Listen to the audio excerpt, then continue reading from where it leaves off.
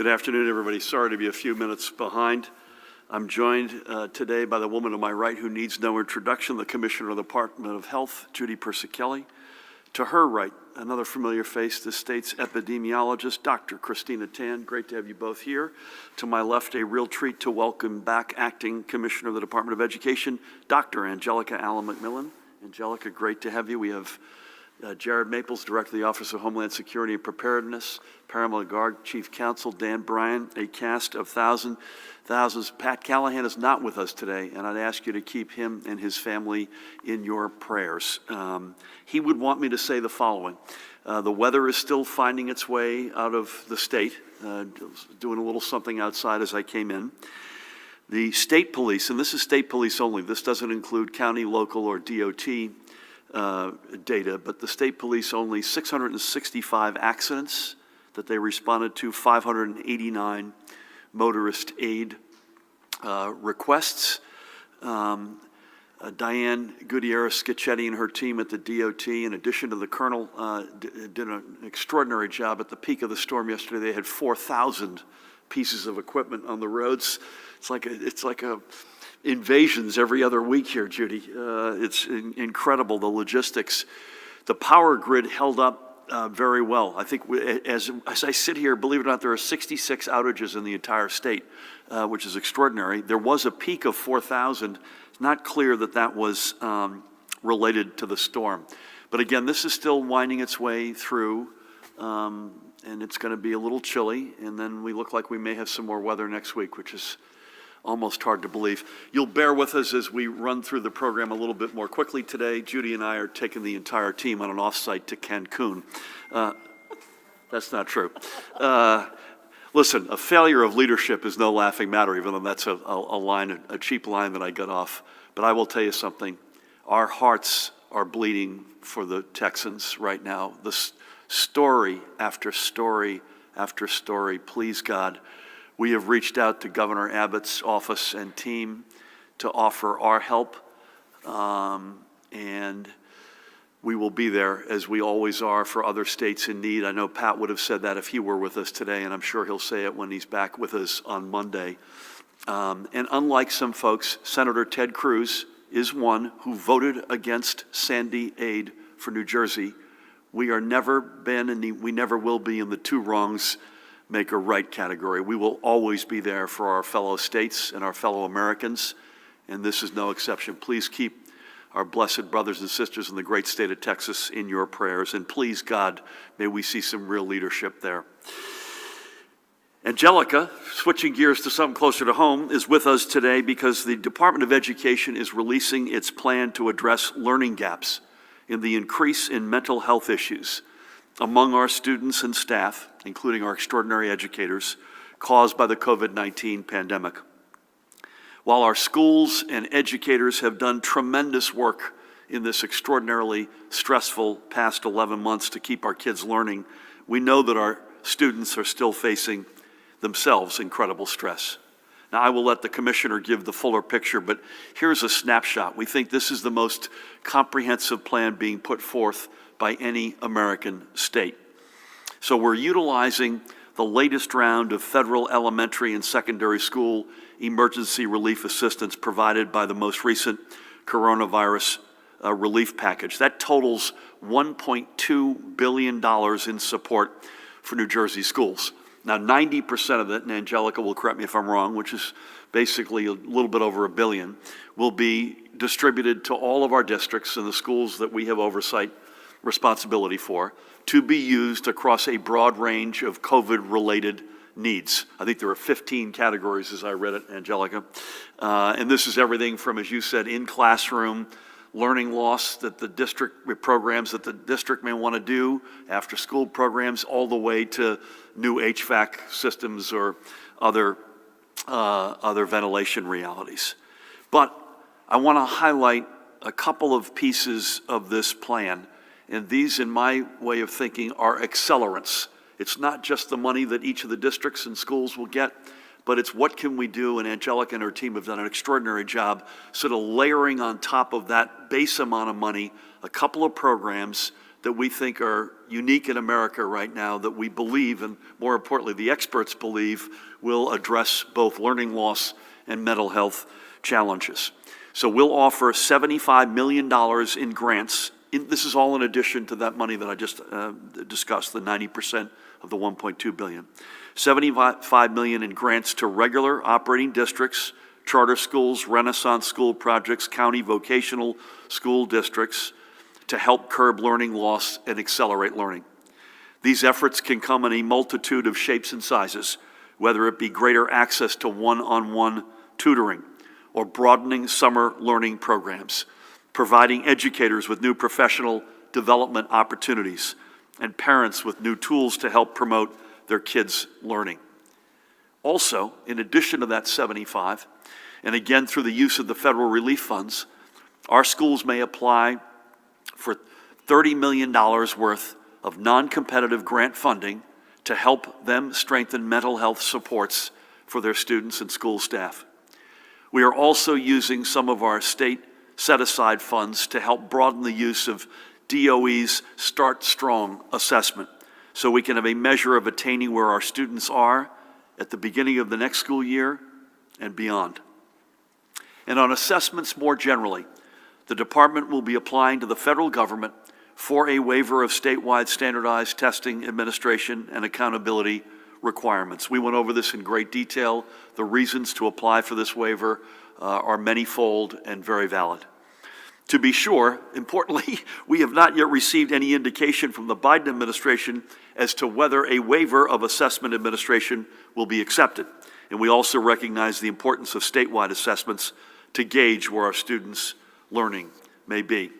But given the need to ensure our students' instructional time is maximized and the levels of stress on them, our educators, our school administrators, our parents and families are minimized, we are putting forward the waiver request. As I mentioned, in a few minutes, Angelica will go into much greater detail on each of these issues. And again, great to have you with us. Outside of this announcement, my office will be submitting its application today to the federal government for the Emergency Assistance for Non-Public Schools federal program, which will allow the Department of Education to provide COVID-19 grant assistance to our non-public K-12 schools. More information on that grant program will be forthcoming from the department. My words say this has been a challenging year. I believe that's the understatement of the century. Is that fair to say? But we remain unwavering in our commitment to our educational communities. And again, I thank Commissioner Alan McMillan and her team at the Department of Education for all they are doing every day to support our schools, our students, our educators, and our families. Right now, Dan, let's hold it. We're going to go to the base. I want to make one other quick audible. I wanted to say this at the top, but I want to repeat. The New Jersey Council on the Green Economy is coming together incredibly well. Members of that council will be announced, I think, at this rate next Wednesday. Stay tuned. It's an extraordinary group they're putting together. I want to thank Senior Policy Advisor Jane Cohen and Honorary Chair of the Council, First Lady Tammy Murphy. Next, and moving to a different department, but staying in the area of helping our kids, the Department of Human Services is again extending several of its COVID-19 related child care assistance programs for families and providers. These programs will now continue through the end of June. The department will also continue to waive co-pays in the state's child care subsidy program for parents who request it due to impacts from COVID-19. For more information, please visit that website, childcarenj.gov, childcarenj.gov. We know how important access to affordable child care is for our working families, especially in times like this. So I want to thank Acting Commissioner of Human Services, Sarah Adamlin, and her team for continuing to look out for them, for those in need throughout this pandemic. Now, checking in on Judy on our vaccination efforts. 4 of our 6 mega sites were closed yesterday due to the winter storm, so today's numbers didn't grow by as much as they otherwise would have. However, everyone who had an appointment for yesterday has been rescheduled, so we will make up for each of these vaccinations. As of mid-morning, we are reporting a total of 1,559,569 vaccinations having been administered, shots in the arms already done across the state. And that includes, Judy, more than 1.1 million administered first doses, and I've got more than 456,000 second doses. Now, as Judy will get into in more detail, weather issues, not necessarily in New Jersey, but in this case, elsewhere in the country. We've spoken about the tragedies unfolding in Texas, but this has been a whole of nation weather challenge. Those weather issues have impacted the delivery of new doses. And because planes at major hubs for both FedEx and UPS have been grounded due to the weather, this week's delivery has not made it to us on time.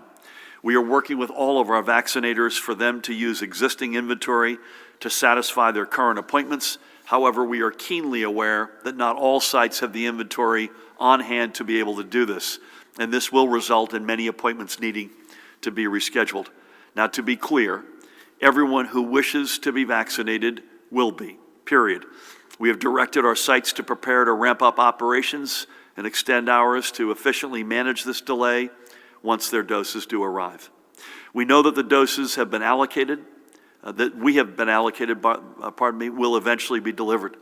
The rescheduling of your appointment is a result of these weather-related delivery delays, in fact, in this case, elsewhere in the country. This is not a matter of how many doses we will get, we know the number, but rather, Judy, a matter of when we will get them. Both the Department of Health under Judy's leadership and representatives from my office have been in regular communication with our vaccination sites throughout the week to help us all get through this potential delay. We will continue to remain in close contact, and we will help with any logistical issues for making sure everyone gets vaccinated. After the first major storm earlier this month, our mega sites showed that we can meet the dual demands of vaccinating both those with regular appointments as well as those whose vaccinations had to be rescheduled. In the days following that first major storm, our mega sites were administering to upwards of 10,000 people a day until all the rescheduled appointments were cleared out. So the good news is we have the capacity. We built our vaccination program to handle this capacity. We simply ask, and we understand people are anxious and or frustrated, we ask everyone for a little patience considering the latest kink Mother Nature has thrown into the works, not just here, but nationally. And on the topic of vaccines, here is the latest progress report by both CVS and Walgreens as they continue vaccinating residents and staff at the long-term care centers that are part of the federally run pharmacy partnership. And again, I want to repeat, Judy and team took the time to submit, and it was overwhelmingly approved by the feds, the broadest definition of long-term care of any state in America.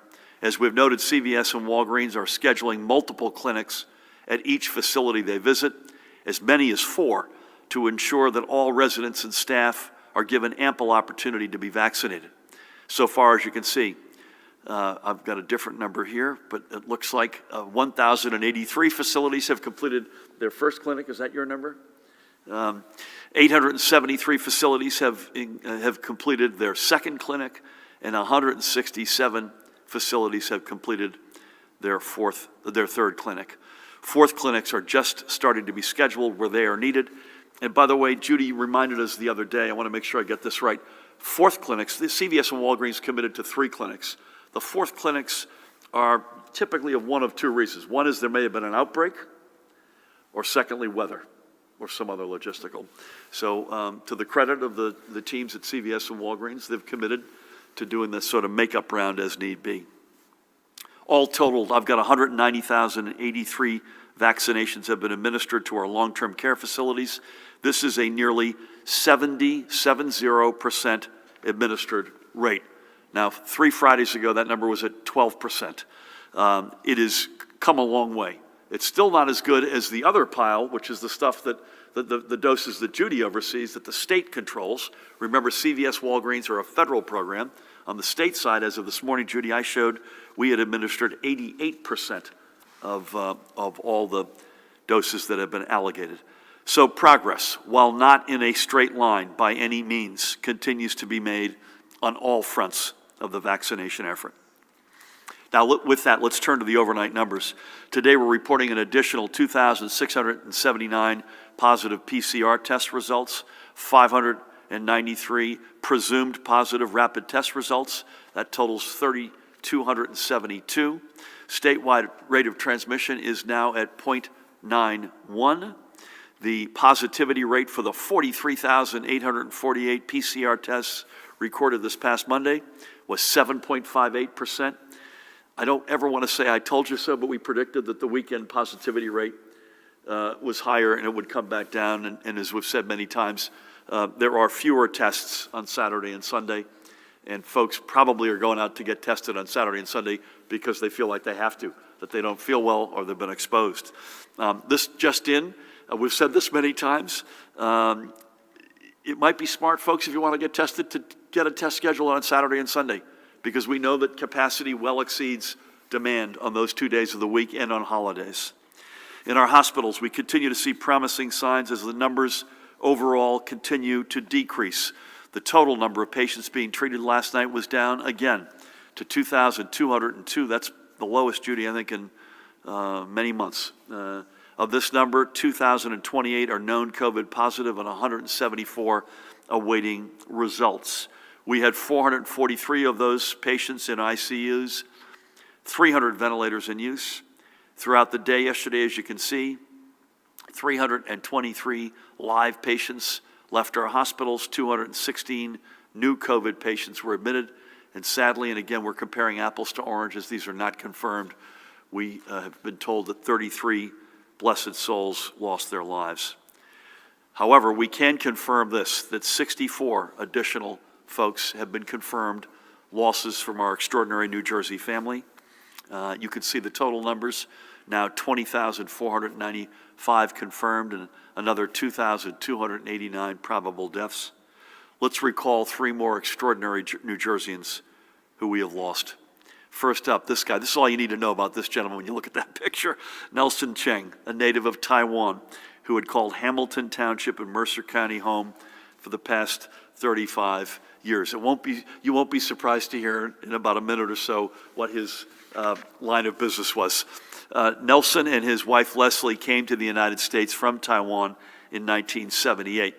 They first settled in White Plains, New York, and they soon after moved to Parsippany, where Nelson started a career as a hibachi chef at the Bonsai restaurant in Denville. And when a second location was opened of the Bonsai restaurant, in this case in Hamilton in 1985, Nelson signed on as head chef and part owner. But Nelson's American dream was to own completely his own business. And that dream was fulfilled in 1989 when he purchased the Carville ice cream store in Hamilton's Yardville section. Judy, you are a Mercer County through and through. I suspect you have passed through that Carville store many times. Always community-minded, Nelson's Carville maintained strong ties with many local organizations and sports teams. Generations of Hamiltonians knew Nelson. The store remained his passion and his pride and joy right up until his passing on February 10th.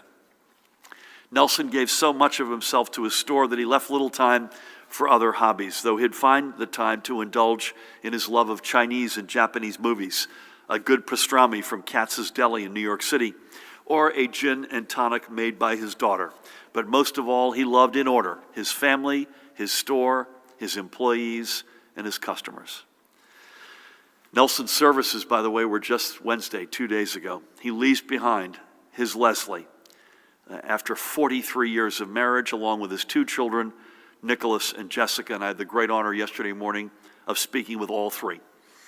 He's also survived by his brother George and sisters Julie and Chumon and their families.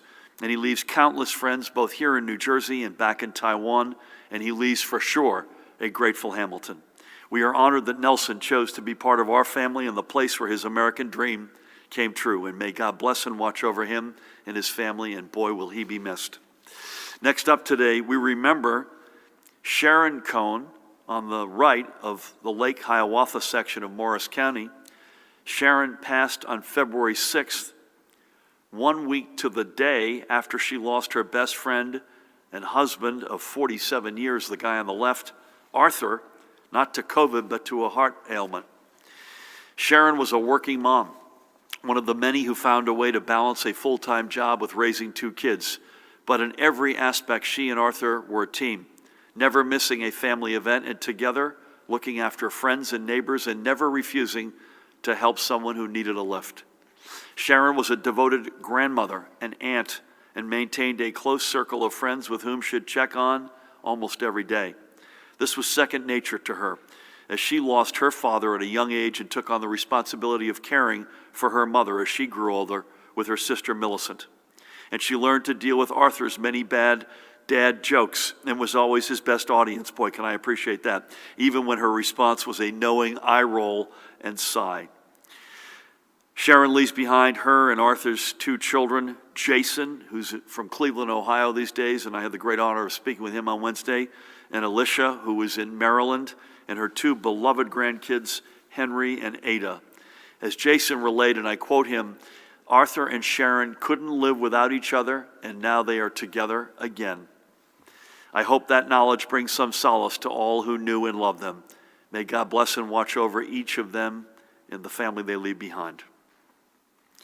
And finally, for this week, we celebrate this woman, the life of Shirley Matulowicz, a longtime Pattersonian who we lost at the age of 85. Shirley was a bright light and loving and compassionate presence to everyone around her. She especially cherished her roles as mother, grandmother, and great-grandmother. One of her greatest passions was sewing, and she was renowned for her ability to fix just about anything. Shirley is now reunited with her beloved husband, Robert, who passed away 12 years ago, and with her son, Thomas, who also predeceased her. She leaves behind her surviving children, Donna, Tracy, Robin, William, Larry, and Robert, and their families, who blessed her with 12 grandchildren and 11 great-grandchildren. She also leaves behind her brothers, William and Gary, and many nieces and nephews. I had the great honor on Wednesday to speak with one of those grandchildren, Donna's daughter, Leslie, who lives up in Riverdale, and she spoke glowingly about her grandmother. May God bless Shirley, and may her wonderful and loving spirit continue to watch over her family.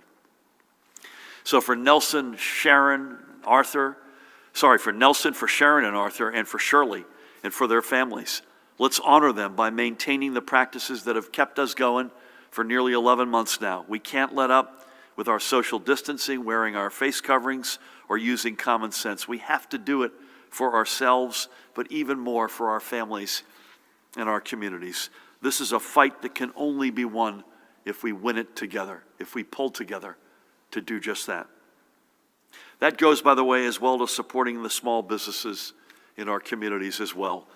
They have also been a central focus of the efforts of the New Jersey Economic Development Authority, and this is another reminder to our small business community that the EDA's Small and Micro Business PPE Access Program application window is again open.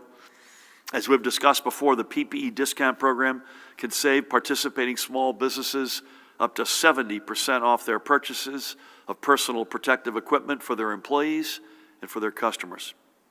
So one business that has saved is the Eros Group, a 3-year-old Hunterdon County-based organization that works directly to provide for individuals with developmental disabilities, focusing on solutions for challenges such as accessible housing, employment, transportation, education, healthcare, and community engagement. It's a fascinating group. Their first question when they meet you is, what are your hopes and dreams? As so many folks in their community have been stripped too often of their hopes and dreams. And they make it their business to bring folks not just back in touch with their hopes and dreams, but back into the community. Jennifer Brown, right there on the right, and she's an extraordinary woman, and her team of roughly 20 employees serve a clientele of 58 individuals across 12 counties. Through the PPE discount program, Eros has been able to procure the protective equipment that both staff and clients have needed to stay healthy throughout the pandemic. And the money they've saved has meant more money for meeting their core mission. I had the great opportunity to check in with Jennifer on Wednesday and to thank her and her entire team for their commitment and compassion for some of our state's most vulnerable residents. Check them out. It's eros.org. eros-group.com, EEIROS-group.com. She wanted me to give a big shout out to her husband, Mike, who has been her partner in this from day one. And this is not abstract for Jennifer or Mike. They've got 3 kids, one of whom has, as she described it, profound special needs, 24-year-old Kyle. They also have Connor, who's at Rowan University, and Catherine, who's at Stetson University in Florida. So keep up the great work, Jennifer and Mike and team. The Eros Group is one of the roughly 9,000 small businesses that have collectively saved more than $7.6 million through the PPE discount program. And if you need to enroll your business, please visit that website, covid19.nj.gov/PPE access. I'm grateful to Tim Sullivan, to Kevin Quinn and the board and the staff at the EDA, everybody there for their commitment to our small businesses, and I'm grateful to every small business who has looked to the EDA for support. In that vein, I have to give a shout out to these 2 New Jerseyans who come from my neighborhood, Barton and Christina Henderson of Red Bank.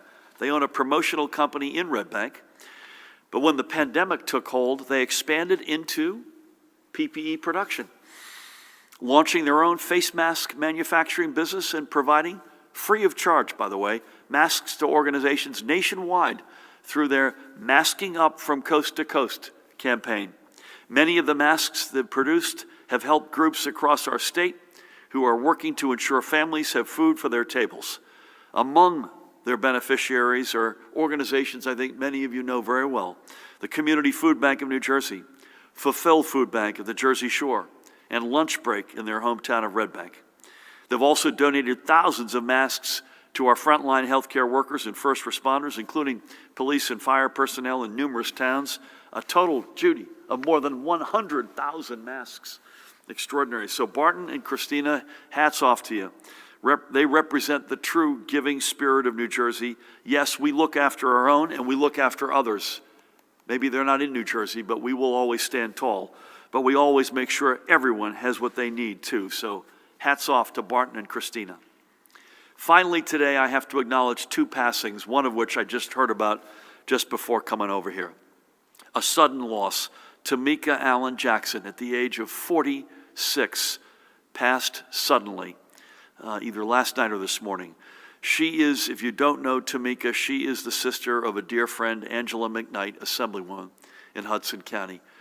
Tammy spoke to Angela a short while ago. I then spoke with her. As you can imagine, she's incredibly busted up. I asked for permission to raise Tamika's passing, and I said it in the very simple sense: the more people we have praying for her soul and for her family, I hope the better and faster she'll get to heaven, because that's exactly where she's headed. So God bless you, Tamika, and God bless you, dear friend Angela. And finally today, we must acknowledge the passing of a giant, Jack Rafferty, the former longtime mayor of Hamilton Township right here in Mercer County. He served 6 years on Township Council before being elected Hamilton's first full-time mayor, a post he held from 1976 until 1999. Over his 24 years in office, he helped transform Hamilton into the thriving and growing community it is today. He also spent a term, if that weren't enough, in the State Assembly. His legacy is seen throughout Hamilton, and by the way, folks on both sides of the aisle have saluted his passing. Jeff Martin, the current mayor, Dave Freed in Robbinsville, a dear friend of ours as well, Brian Hughes, county executive, I'll add my name to the list.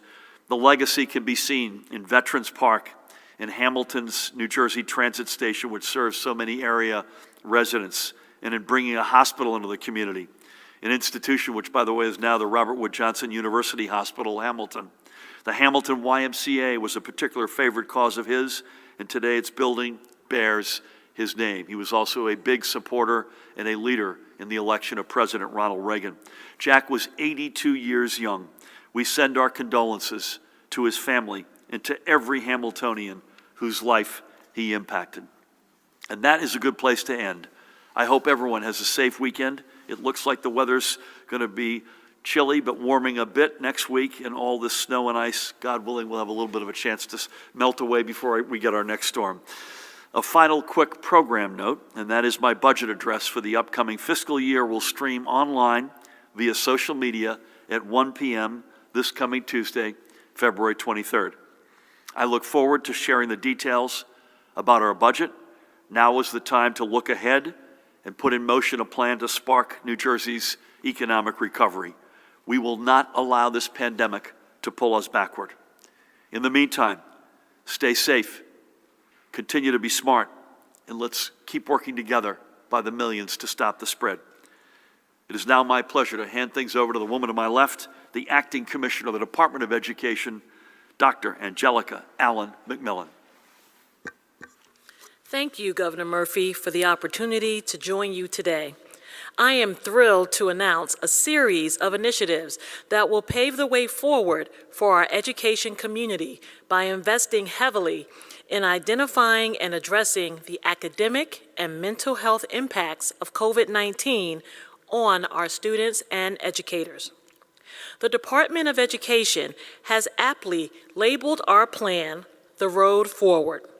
It consists of a series of 4 coordinated initiatives to assist our students and educators in the spring, next school year, and beyond.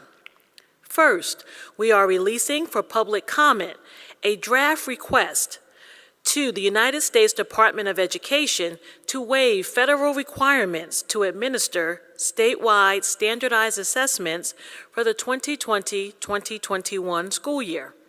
If granted, districts will not be required to administer our suite of statewide assessments this spring, which includes the New Jersey Student Learning Assessment, Access for our L students, and the Dynamic Learning Maps. Second, we are releasing 2 substantial tranches of funding on March 15th.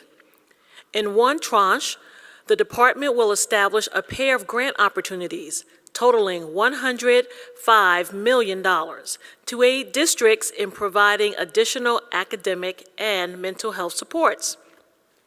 The Learning Acceleration Grant, consisting of $75 million, is dedicated to providing academic supports. This grant will support research-based academic enrichment activities in STEM, literacy, and the arts, including summer learning academies and one-on-one tutoring. This grant will reinforce the broader learning ecosystem by funding student efficacy supports, professional development for educators in formative assessments, and programs to engage parents and caregivers through a multi-tiered system of supports. While this grant will target low-income districts most in need of support, all school districts will be eligible for funding. To ensure long-term planning and support, awarded funds will be available for use through September 30th of 2023. The department will also establish a $30 million mental health grant to assist districts in implementing school-based mental health supports for all students and educators. This grant will assist school districts in building a tiered, sustainable intervention model of comprehensive mental health supports and services. The other tranche will make over $1 billion in federal funds available through the new round of elementary and secondary school emergency relief funding, also known as ESSER II. However, these flexibilities and supports cannot be provided in a vacuum. We must continue to use a data-driven approach to inform student growth and achievement, which is even more important in the current educational environment.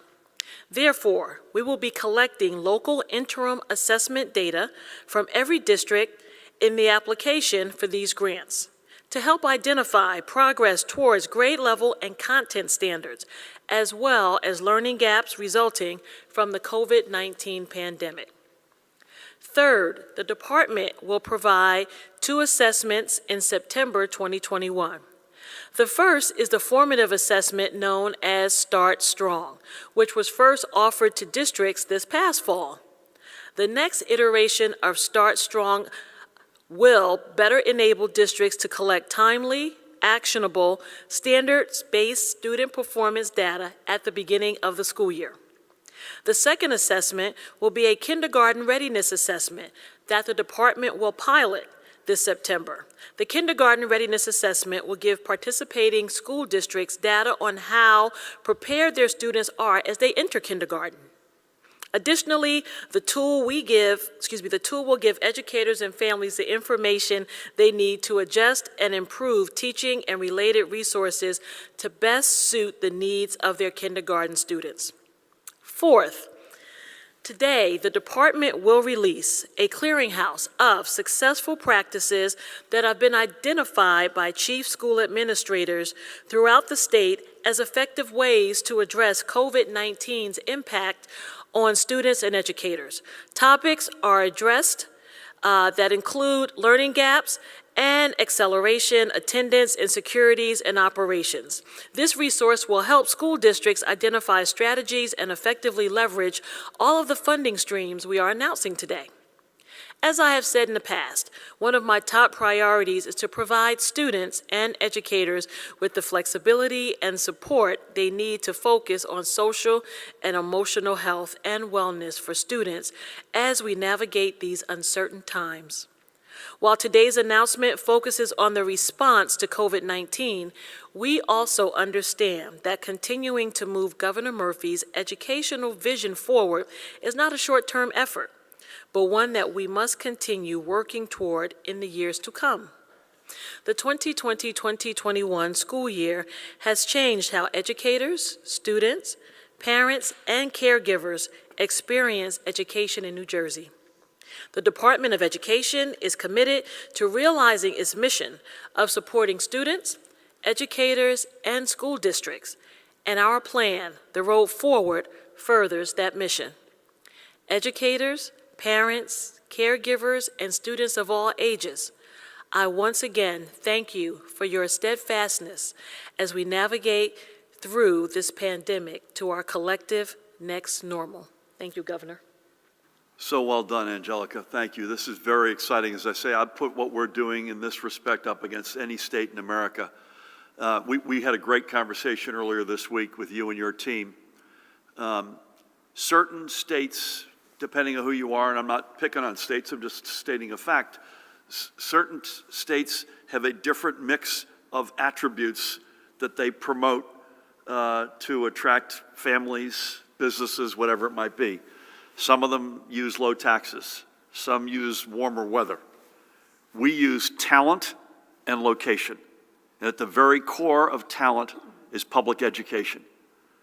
And it's not just money, but putting programs in place that are well-funded go a long way toward what we have, which is the top public education system in America. I mentioned I'm going to give my budget address on Tuesday. It'll stream. You should expect, folks, not to be surprised by going, again, all in on talent and location. And again, at the core of talent is education.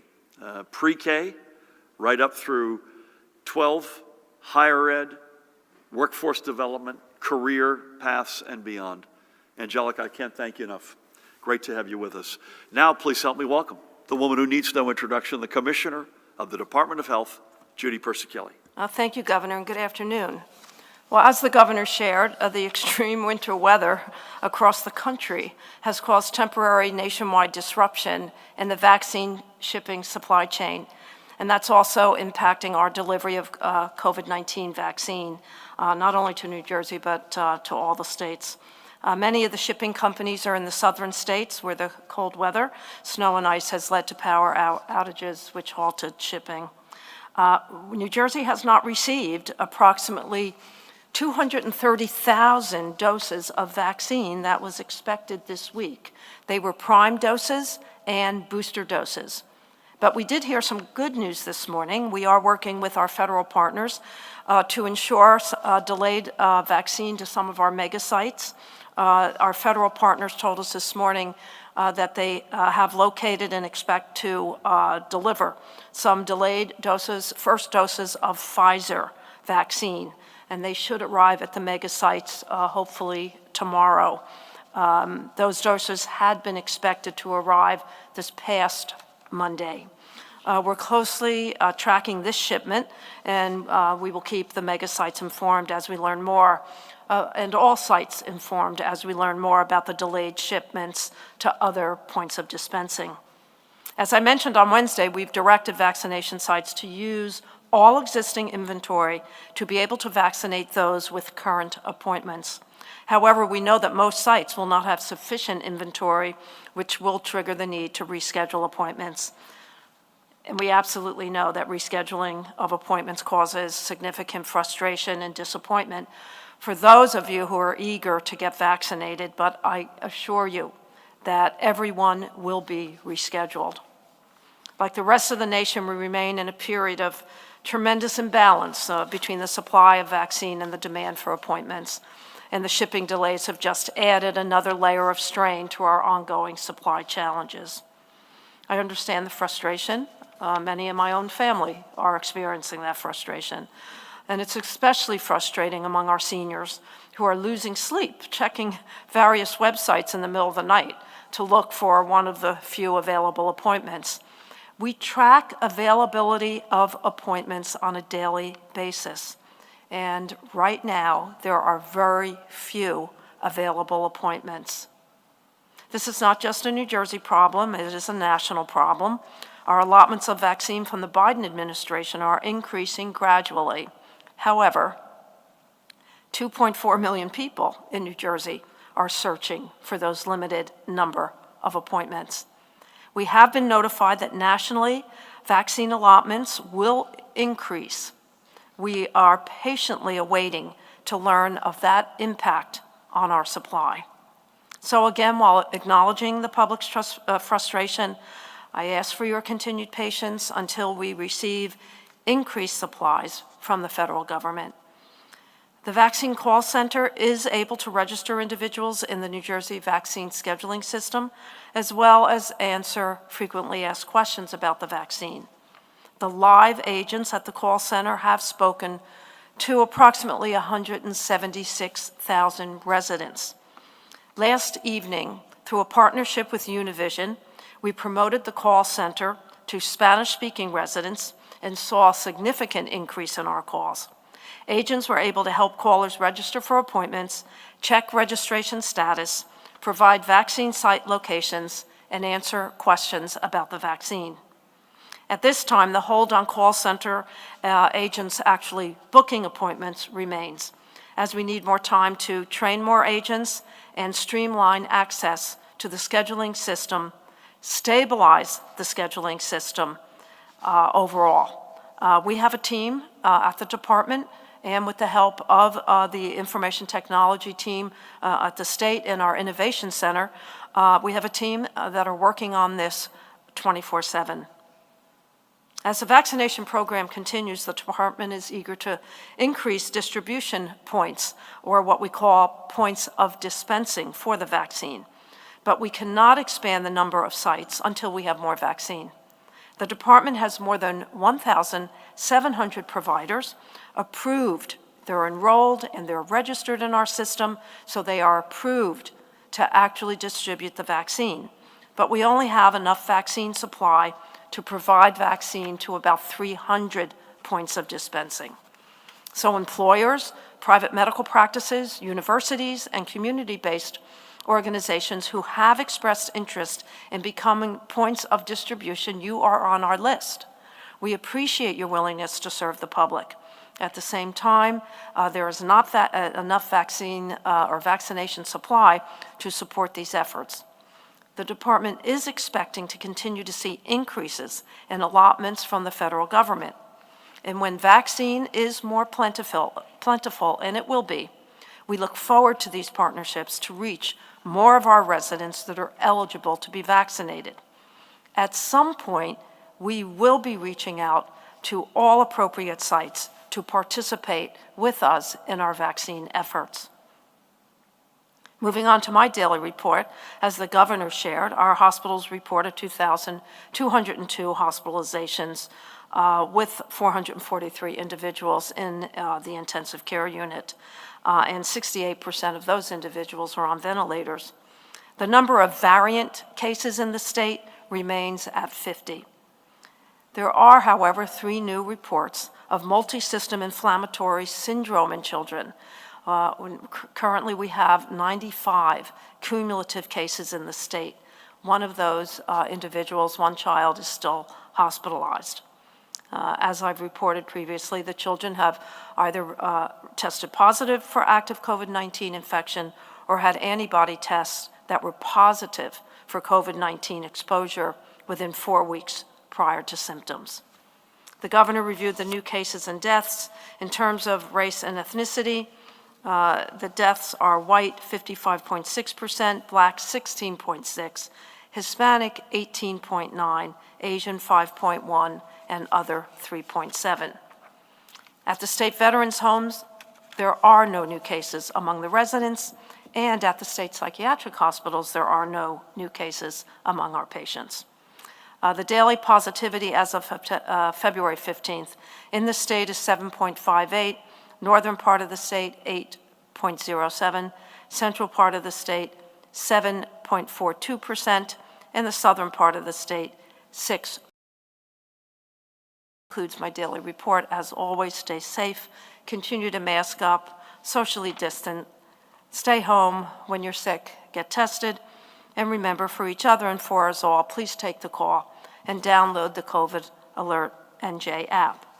And if you don't mind, Governor, I want to offer my condolences to Doris Rafferty and family, my husband's first girlfriend. Yes, they went to grammar school together, and he was a dear friend of my late husband, and I'm sure my husband is pleased that he is joined by one of his favorite Irish sons. God bless Mrs. Rafferty, and I mentioned family as a general matter, but to her and the family, that's a great story. Yeah. That's a great story. I knew there was a Mercer County, Pennington, Hamilton angle. I just couldn't fish it out on time. Bless you, and bless them both. Bless your guy and Mayor Rafferty. A couple of things other than amen to that, and thoughts and prayers are with the family. You made a very good point, which I haven't made in a while. We have just under 300 places that are currently distributing and vaccinating. That number is only going to go up, and it's right. It's not a question of whether or not we have anyone else who's qualified to do it. They're qualified. We just need more doses. So this number is going to go up over time. Let me also remind everybody that nobody still knows, Tina, unless you correct me here, no one on the planet still knows at this moment how long the effectiveness rates of these vaccines. So it is possible, I hope it isn't the case, that we're in a flu shot reality and that it's every year or two, in which case the fact that you've got, I think you said 17 or 1,900 places that are qualified, that'll be really relevant. Maybe not in 2021, but it's going to be relevant if there's a frequency to this vaccine. And thirdly, you and I were just kibitzing on the side here. There's some interesting early, and it's too early, I think, for any of us to have I'll speak for myself, a view on this, but there's some press out there today that the Pfizer team believes that there's a higher degree of efficacy with just their first shot, and that they separately think that regular refrigeration may be an alternative. I think it's I'll speak for the experts here, but probably too early to have a reasoned reaction to that. But if that were to be the case, that's a big deal, right? That's a big deal. Unrelated to your report, but I meant to say to Angelica's report, I was given, as I was coming over here, Angelica, which I know you watch like a hawk, the current status of school districts. Again, there's 811 of them, so it's school districts, it's Renaissance schools, charter schools, VOTEC, it's schools for the developmentally disabled. So the current numbers are the following. Hybrid, 514, that's up somewhat since the last time we reported. Remote, 162, that's down somewhat, almost per, district for district with hybrid. 99 in person, and a combination of all of the above 36 districts.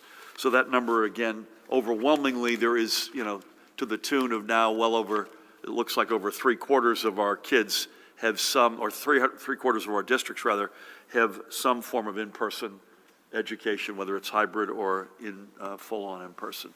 So we'll start with Brent, who I almost called Matt. Please apologies to both of you.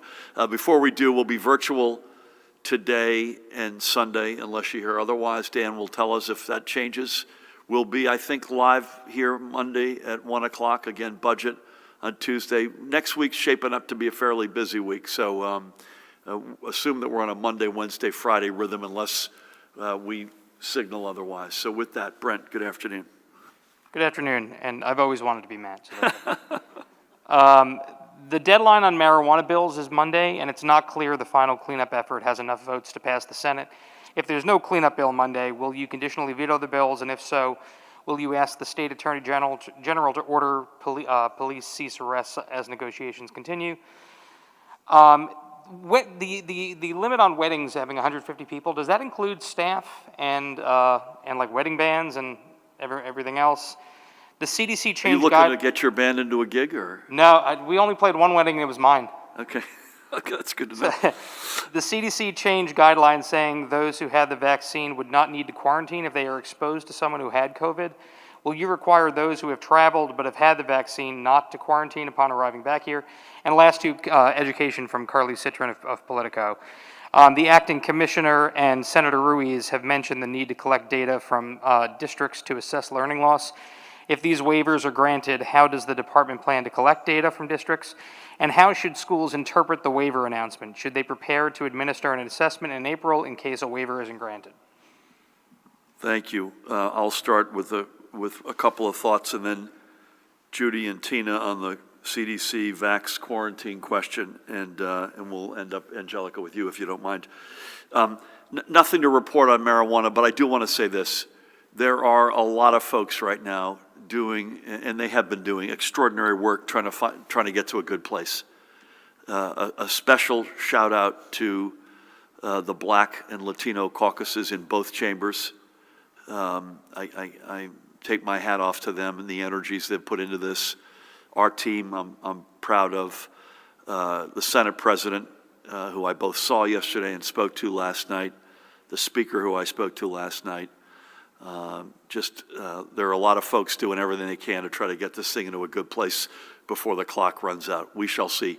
It's too early to predict exactly where this lands, but God willing, it lands in a good place. Other than disappointed that you're no longer playing weddings, the 150 on weddings, Paramel, does that include staff, band, other folks? Yes, it does. It does include them. Thank you for that. Judy, Tina, you've been vaccinated. You travel. Are you still going to be required to quarantine when you return back home? Well, it's a little confusing right now, the current CDC guidance on quarantine. Right now, the guidance related to people who are vaccinated, who complete the 2-dose series, you're exempt from quarantine if, as long as you're at least 2 weeks or more out after you finish your vaccination series. It's within 3 months of completing the vaccination series, and you remain asymptomatic during that entire time. Right now, the current CDC guidance related to travel and quarantine is that travelers are still recommended to quarantine after they return from travel, because that only underscores the concerns and the dangers that we've been reiterating right now about traveling during this time, particularly related to, a lot of transmission out there. There's concerns related to the variant. We do anticipate, however, that CDC will likely make some modifications to those travel quarantine guidance at some point, so we'll stay tuned. The 2 weeks, Tina, is after your booster shot to make sure that you're fully inoculated, right? Yeah, and then eventually, if we, when we get to the state where we have a 1-dose vaccine, 2 weeks after that. Yeah, got it.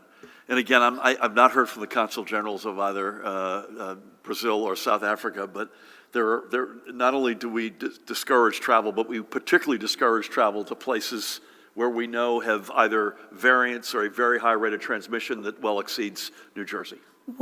I think we need to be very mindful about travel in general because CDC recently released a study looking at the Minnesota situation. They had something like 9 variant cases, and they took a look at the travel history. Some had international travel, none had travel to areas where those variants had actually originated. Some had domestic travel. So it really depends. So to that end, we know that variant is out there. Minimize that travel at this point. Including it's out there in more prevalent in other American states as well. So it's not just overseas. Thank you for that. Angelica, really 2 questions. And by the way, the learning loss piece is a huge focus of yours and your team, and it's at the core of a lot of what you talked about earlier today. How do you go about collecting the data and getting a sense of that learning loss?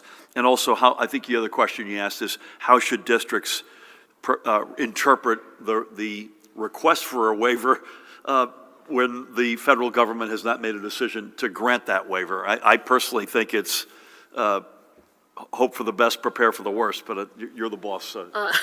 Thank you. So, yes, we do take that same posture with hoping for the best and preparing for the worst, but we initially expanded the testing window into early June. So that gives us flexibility if indeed we are required to administer the spring suite of assessments. Our goal now is to monitor daily, as we have done in the past, to ensure that we continue to advocate for what we believe is best for the New Jersey students. And I want to just add on that point as well, as it relates to data and how we're going to collect it. We know that educators are assessing their students. That is an ongoing daily practice in classrooms. Teachers know where their students are. But we as a state want to ensure that we have data that supports the growth of students toward mastery of their grade level and their content standards. And so what we're going to do is ask school districts during a particular window to give us data that they already have on hand. We want to reduce the burden and any anxiety that will come along with assessing going forward. And from that, we're going to have targeted discussions and produce guidance that they will know exactly what we are targeting in our collection. Angelica, I don't want to put words in your mouth, but in our conversation a couple of days ago, in fact, you and your team mentioned you're already assessing data that you've got in-house from, was it October to January over the past 3 months? Is that? Well, the window is from November 16th through February 19th is what we will be asking school districts to share with us, and we will provide a template that will give them the format in which we can collect the data. That's an important point. And by the way, February 19th is today. Yes. So the window, in fact, closes today. Thank you for that. Sir, do you have anything? You good? Bear with us 1 sec. Matt Stanishi, Councilman, don't pull a hamstring. Nikita? All right. So I have a few things for you today. So the Edison Council President says he hasn't been contacted regarding allegations of a 2017 racist campaign flyer that may have violated campaign finance laws. Do you believe your administration should at least hear what local officials like Bob Deal have to say? No, I'm not asking if you know of an investigation, but whether you believe that there should be one. And on that same matter, do you know if Attorney General Graywall has recused himself from the matter in Edison? And then separately, I know you've said that Matt Boxer's probe is being conducted on some sort of expedited manner, but are we talking about days, weeks, or months here before we can expect some sort of report?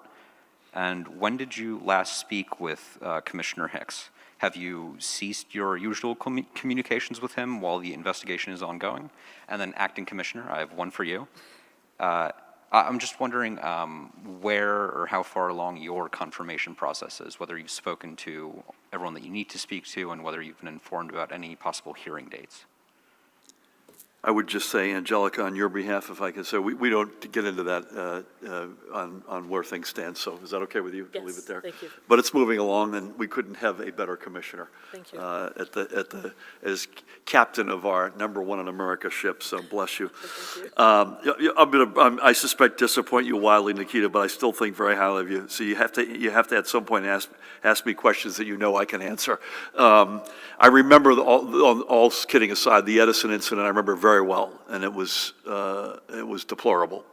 Beyond that, I've got no more color on that. And that's not to say I'm not willing to give you color, or it's not that it's separate from not talking about investigation. I just don't have any, and Paramount may be able to get back to you on that one. No insight on the AG on recusal. I can't give you a date on the independent investigation led by Matt Boxer. I expedited is the word I used. He knows that. Remember, there's also a criminal investigation that's obviously made some decisions, but also very much is ongoing. And I don't get into how often or with whom I speak privately in terms of our team. But thank you. That's it, I think, right? Anybody else? You good? I will suggest we mask up, say a few parting words here.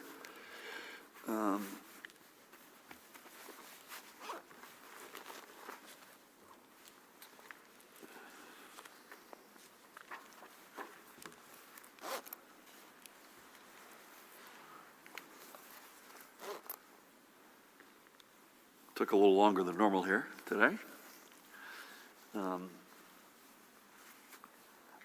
I didn't say this, but I would say there is still some precipitation in the state, so without question, we're well through the worst of this storm, but please be careful to our friends in the media here who are moving around, but anybody who's moving around today. The roads are generally good, secondary, tertiary roads not as good, so be careful.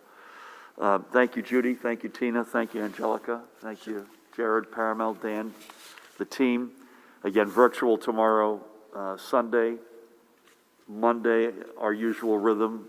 Budget on Tuesday. We'll be back here on Wednesday. A lot of moving parts next week, and look forward to being with you all. Folks, keep doing what you're doing. We are in active discussions on a whole range of fronts, including other potential steps that we could take to open the state. I would say this, if it weren't for the variants, Tina and Judy, I think those discussions would have bigger aspirations and maybe be happening sooner. But we cannot, what we don't want to do is lurch forward and have to pull back.